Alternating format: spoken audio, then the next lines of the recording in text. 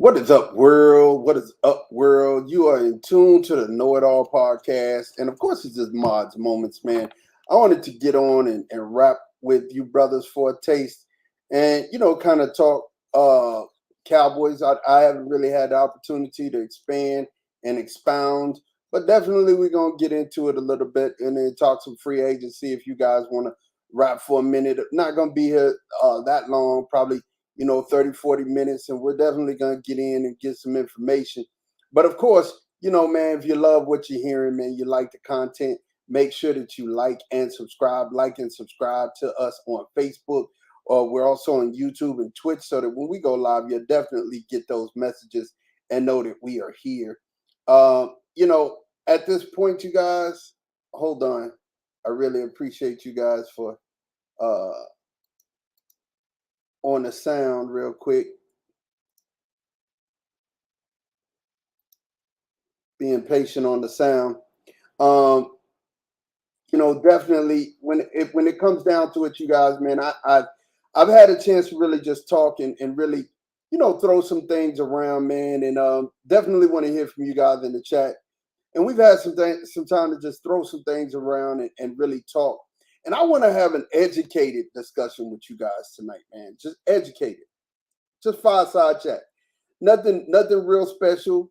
Just friend talking to another friend, asking some questions. And I like to ask some questions. My first question was, man, is it Dak or is it the management? When we start talking about, and I'm not calling him Dak right now, I'm calling him Dakota. Because I mean, they're the part of this that he has to own. They're the part of what's going on in the Cowboy organization that he definitely has to own. And until he owns that, I can't really sit up and defend him a lot. But there's some ground that we got to stand on. There's some different things that we literally got to talk about. I mean, honestly. And I want to jump into it. And before I jump into it, man, let me go ahead and start this the right way, man.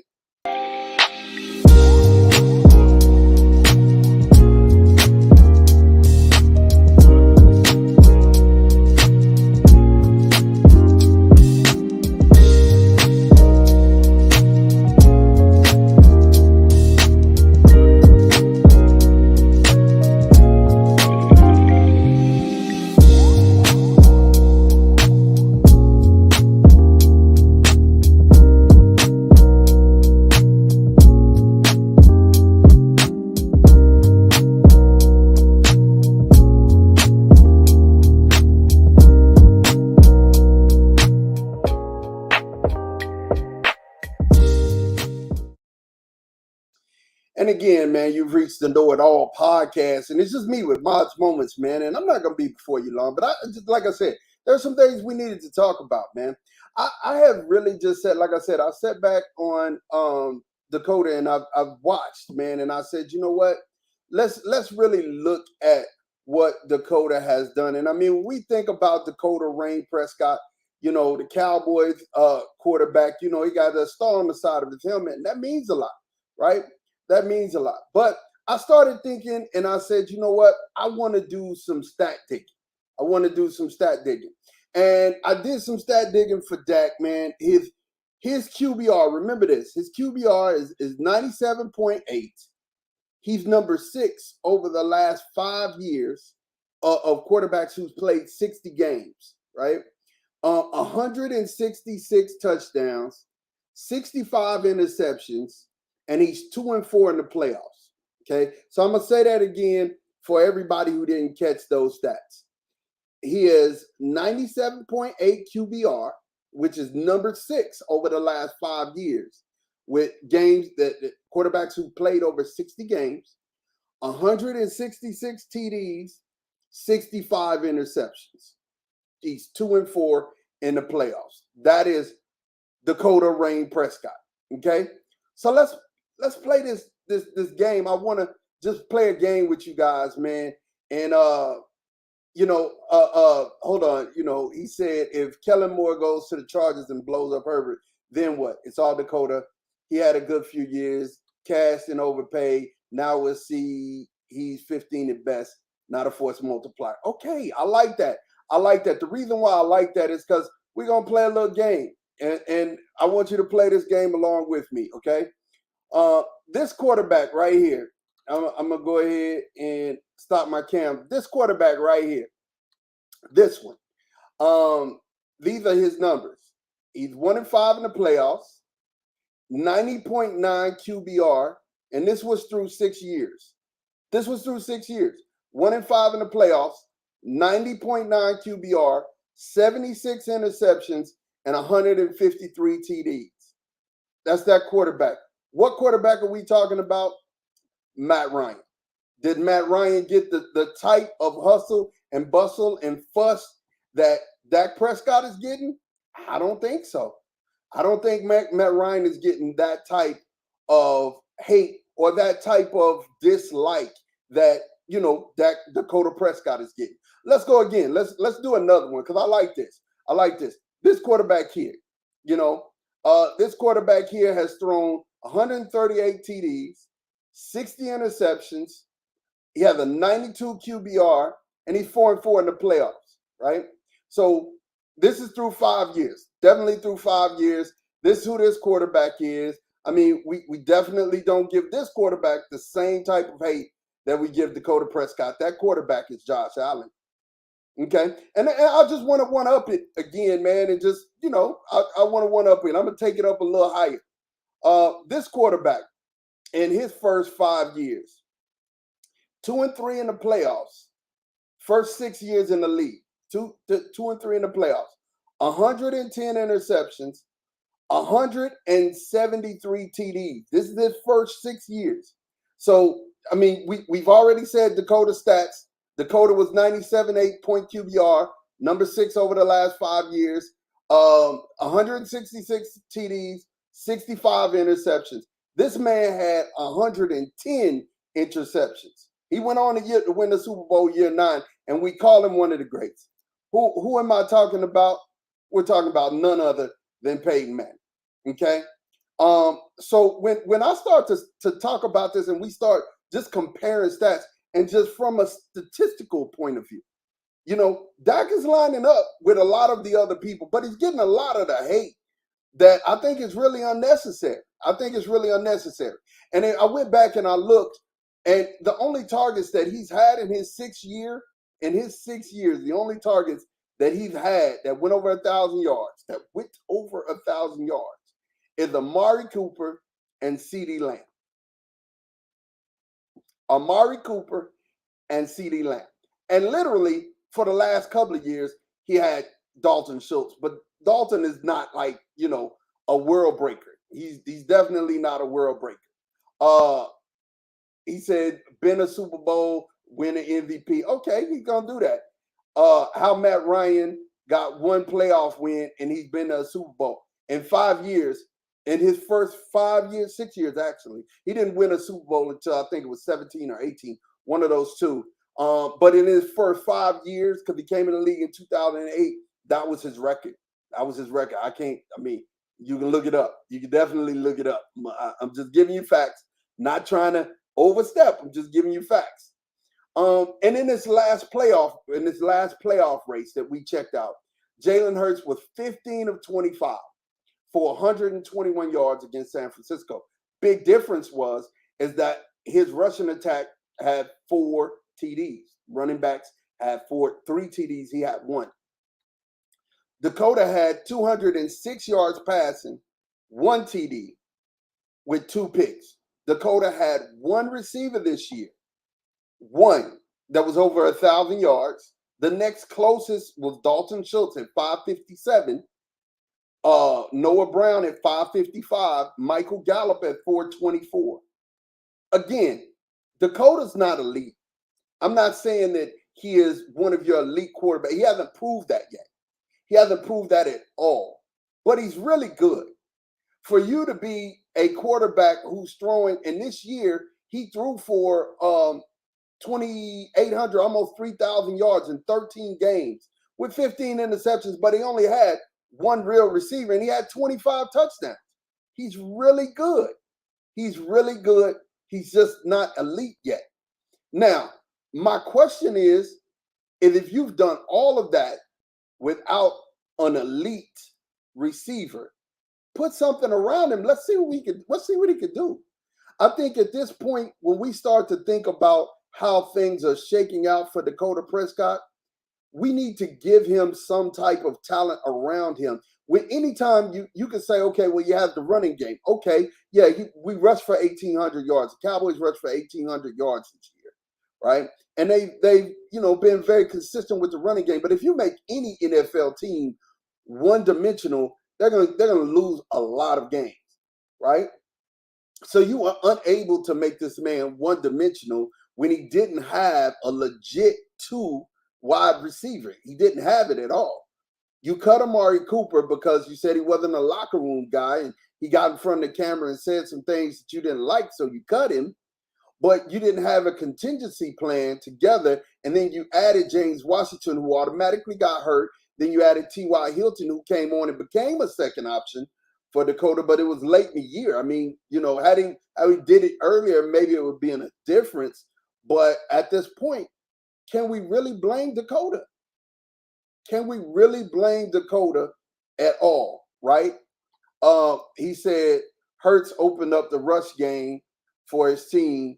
Hurt in Super Bowl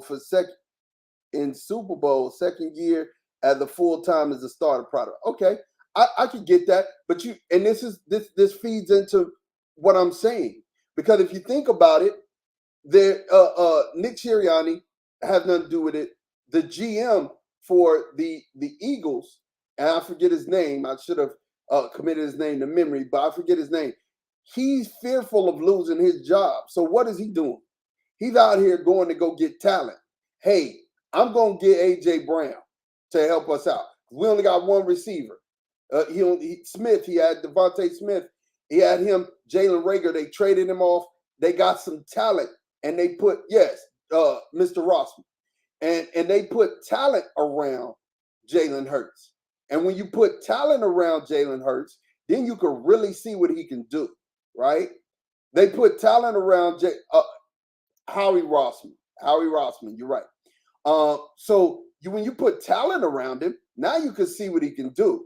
But when you don't put talent around that quarterback and go in, and if you're the GM, which the GM for the Dallas Cowboys is Stephen Jones and Jerry Jones. So neither one of those guys are worried about losing their job. As a matter of fact, during free agent period, they were on a yacht, chilling. So my question is it really Dakota? Or is it your GMs who aren't really worried about? And San Francisco's GM, we know Lynch, he's fighting for his job. He's making sure, and he went all in, and he went and got CMC. This is somebody who understands, hey, man, we got a window. We got to win right now. It's not about our profit line. It's about our win total. And we got to win right now. These GMs understand winning right now. But if you own the team and you ain't firing yourself as GM, do you really care about winning right now? You really care about that window? Or you let the players take that? Now we're sitting in a place where you fired the offensive coordinator. You parted ways. Nice, said y'all parted ways. And definitely, you see how quick that went down between LA, the Chargers, and Kellen Moore. That was something that's been brewing in the works for a while. He took a lateral move, so there's something behind that. You have to kind of look at things and see things the way they are. There's something behind a person taking a lateral move to go do the same thing that they were doing and getting out of here. I think really what was happening was they told Mike McCarthy, this is your last year. This is it. This is your last hurrah. This is your last opportunity, which will explain why Dan Quinn came back, because he's your coach in waiting, right? But again, I'll say this: when with Mike McCarthy, you have to think about it in his mentality. If I'm going to go down, I'm going to go down swinging. I'm going to go down with my people, my team, my coaches, and it's going to be me. It's going to be me, and I can get it. I get it. I understand it. And you already have Schottenheim in the building. You have another guy, I have to get his name again, but he was a head coach. He was an offensive coordinator, a really good one. Just sorry head coach. You got him in the building, so you could definitely pull from those, and you just be the play caller. You can make one of those they'll see, and you be the play caller. That can happen. But whatever the case, you've got to put talent around Dakota Rain Prescott. You've got to put talent around Dakota Prescott. If you don't put any talent around him, you're never going to see who he can be and how good he can be. Dakota is a play action, do things with your feet type quarterback, not a read react type quarterback, not going through what they call progression. He's not a progression type quarterback. Kellen Moore, his offense is a progression type offense where you check read number 1, read number 2, read number 3, read number 4. It's not that. That's never been Dakota. Yeah, it's never been him in college, and that hadn't been him in the pros. So for you to try to make him that type of quarterback, I can see where you start ending up hurting him more than you're helping him. But if you look at the numbers, and we just plainly looked at the numbers, and we played that game, the numbers game. If you look at the numbers, you can see he's comparable. He's in the top 5, top 6 in QBR over the last 5 years. So, and if you, for those that don't know what QBR, that's quarterback ranking, that is all of your stats cumulative, saying how good you are. If you're close to 100, you're really good. And Dakota at 97.8, that's been pretty decent. You know what I mean? He's been pretty decent.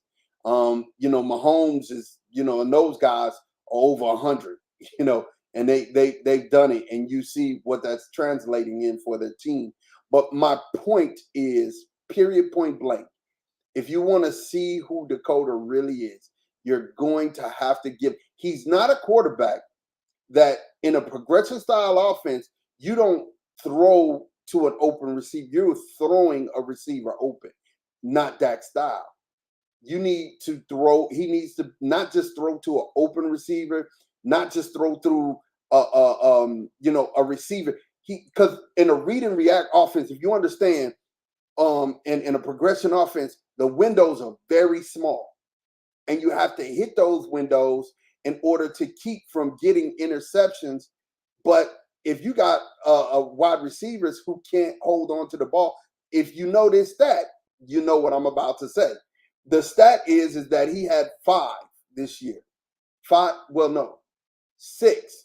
And according to Pro Football Focus, he had 6 deflected passes that were interceptions that fell in different hands, 6 of them. So those were 6 that he tried to fit into a tight window that went to somebody else. And it was because your receiver dropped it, it bounced off of him, whatever. But 6 that was deemed, out of the 15 that he threw, 6 of them that was deemed really not his fault. That's the most in the league. The person, well, there was one more that was higher than him, and that was 7, and that was the Chargers quarterback, Herbert. He had 7.